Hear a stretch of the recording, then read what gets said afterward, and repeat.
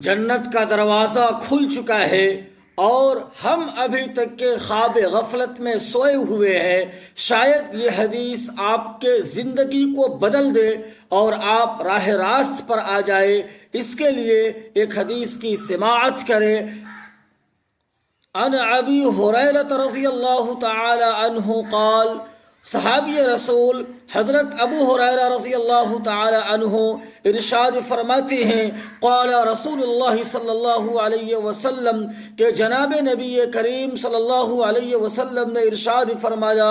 اذا كان اول لیلۃ من شہر رمضان، کہ جب رمضان المبارک کی پہلی رات ہوتی ہے، شہر رمضان کی بالکل پہلی رات ہوتی ہے، صفدت الشیاطین، سب سے پہلا کام یہ ہوتا ہے کہ شیاطین کو قید کر دیا جاتا ہے، ومردۃ الجن، اور جو شر قسم کے جنات ہوتے ہیں ان کو بھی جکڑ دیا جاتا ہے، وغلقت ابواب النیران، اور جہنم کے دروازوں کو بند کر دیا جاتا ہے، فلم یفتح منہا باب، جہنم کا کوئی بھی دروازہ کھلا ہوا نہیں رہتا ہے، وفتحت ابواب الجنہ، اور جنت کے سارے دروازے کھول دیے جاتے ہیں، فلم یغلق منہا باب، جنت کا ایک بھی دروازہ بند نہیں ہوتا۔ اور خوشخبری ہو مسلمانوں، پھر یہ غیب سے آواز دی جاتی ہے، وَيُنَادِي مُنَاد یا باغی الخیر اقبل،